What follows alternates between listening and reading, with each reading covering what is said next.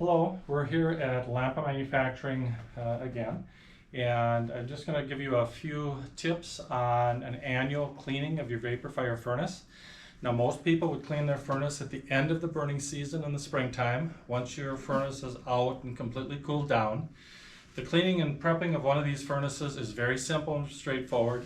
First time you do it, it might take you 15-20 minutes. After that, it's probably a 5-minute process. So the first thing you're going to do, and I did this before we started the video here, I took the screws out of, obviously you're going to have screws that hold your stovepipe in place. I took the screws out. You're going to pull the stovepipe off the back of the furnace, move it out of the way, and then in your smoke collar here, you want to take an old shop vac, and you're just going to vacuum out in here. And then you're going to reach in, and there's an area on the left and on the right, and you just want to reach in and vacuum those areas out. And all you're going to get in there is going to be a whitish gray powdery fly ash. And then once you're done with that, for the summer, it's really best if you leave your stovepipe unhooked, just so you don't get condensation building up in the furnace. And if you want, you can stick an old rag in here to keep air from coming in and out from draft. And then just make sure you hook this back up before your fall firing. Well, and that's what happens. So anyway, you can just leave that unhooked, and that's all you need to do with that part of the furnace. Once that part's done, you're going to clean you can lift your front cover off, and you'll notice, and I've taken most of the bolts out here, there's 12 bolts around this cover here, and this is a clean out port, so I have the last bolt here. Take that out, there's the cover, and in here again, now in here I'm going to reach in, and here's the heat baffles. I'm going to pull these out. So we talk about these a lot. That one's going to sit behind the smoke collar that comes up from the lower heat chamber. Pushes all the hot air towards the front of the furnace. We're going to set that out of the way. I'm going to reach in even further, and there's another heat baffle in here.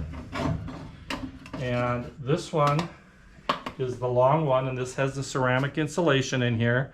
We normally put the ceramic towards the back of the furnace, and we just push it in until it touches those angled heat tubes in there. And again, we can set that aside.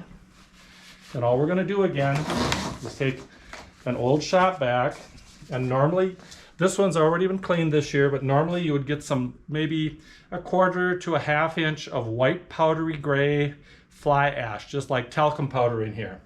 You want to vacuum that all out, get that all cleaned out. When you get your furnace, you get a tool like this, and on those angled heat tubes in there, if you have any buildup, you can use this with a flashlight and scrape any buildup off. That just improves the efficiency of the furnace.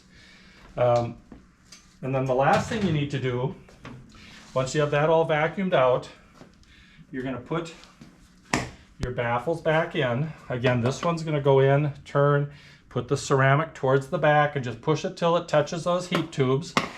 So that just goes in. I'm going to rotate it and set it back there just until it touches those heat tubes.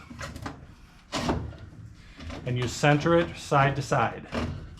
And there that is. And then this one's going to go in, and it's going to go in just behind the round heat tube that comes from down below. And that's in. Then you put the cover plate back on. Now this is important. When you put this plate back on, people tend to over tighten this thing. I always tell people, just put your bolts in by hand. And I'm going to show you here. It takes a 7/16 wrench, and you're not going to over tighten these. You're just going to take it hand tight and then just slightly snug them. That's all. There's no gasket or anything, but when you have 12 of those on there, draft keeps all the smoke in. Don't over tighten those.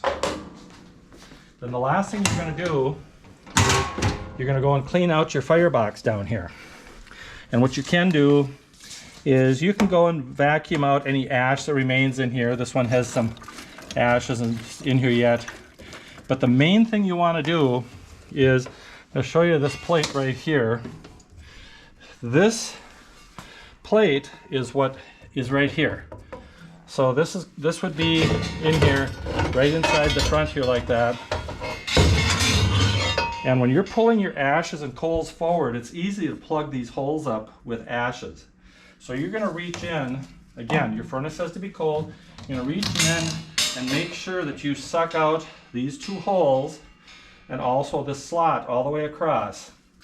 And then also right up just below the edge here, you want to make sure you suck out all these slots and make sure there's no ash in those. Once you suck those all out, clean any ashes out, empty your ash pan for the spring, and you're done until next fall. That's it. But make sure, and then also during the middle of the season, if you ever get to a point where you seem to be getting some smoke or some creosote developing, this is most likely your problem. And I do it myself. You probably pulled some ashes up and partially plugged these holes, and that could cause some smoldering, and that could cause some smoke and some creosote. So from time to time, I do take and vacuum this out during the winter. But other than that, that's everything you need to do to service your vapor fire for another year.